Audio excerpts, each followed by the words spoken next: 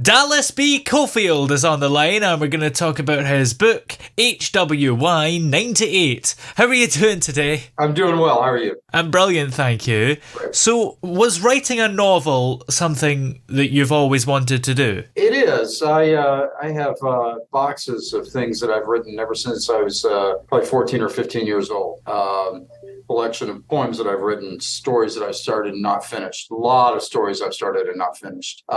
Short stories, all of that stuff. Yeah, it's been a dream of mine for a while. And fiction isn't the easiest thing to write, so how did you come up with a storyline for this book? Yeah, it's interesting. This one actually was fully organic. I kind of got in my head that I just wanted to start writing something. And I had a conversation about Tom Wolfe's line that you can't go home again. Yeah. I thought I'm going to start talking about I'm going to think about that. And I just started writing. And a story just started appearing out of that writing. I probably was 4 or 5 chapters into it. And I thought, oh, wait, you know what? I'm going to kill somebody in this book. I'm going to make it a murder mystery. And that's sort of how it started. I went back and rewrote what I had written already to make it a murder mystery. But it is a first novel, so it was uniquely organic. I didn't even have an outline for this one. So had you always been a fan of reading murder mystery novels, or did that just come about without being a fan? No, actually, I've always been a terrific fan of them. Yeah,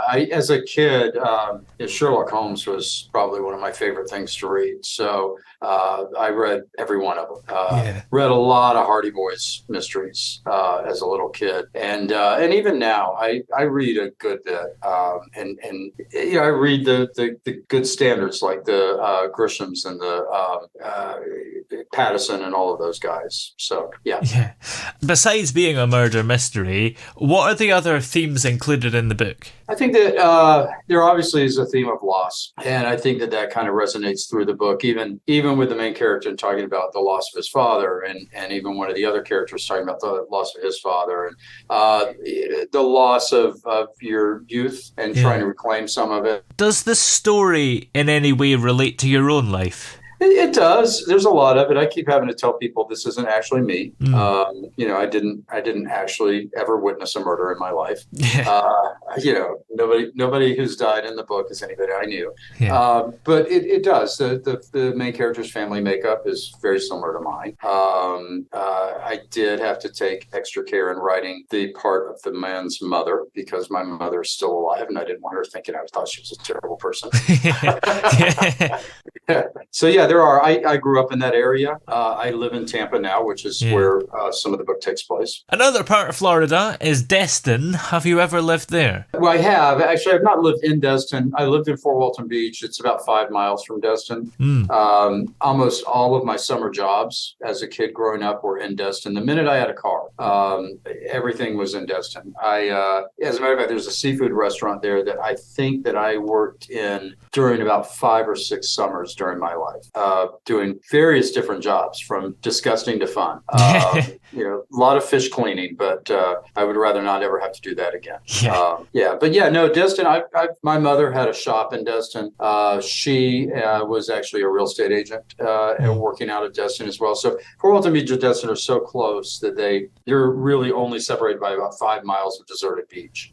So you kind of are back and forth between the two quite a bit if you live there. And who would you say the target audience is for this book? I don't know. I don't know that there is a particular, like an individual target audience. Obviously, I think that I think anybody familiar with the northern Gulf Coast of Florida and Alabama would really enjoy this book. I believe that there are a lot of themes in the book that probably would be. I think a lot of people that were Southern would enjoy it. But more than that, I just think it's honestly, and I don't want to pat myself on the back. I think it's a great story, and the ending I think is a big surprise to most people. So I think it's just a phenomenon. If you're a fan of murder mystery, this should be a really good book. Well, do you plan on writing more books after this one? I do. As a matter of fact, I'm a little better than midway through. I think about midway through a book that I'm writing right now that takes place in New Orleans. So in the meantime, where are we able to find this book, HWY 98? Okay, you can find it on Amazon. Yeah. And you can find it at Barnes & Noble. Brilliant. Well, many thanks for talking to us today. It's been great to have you on. Thank you.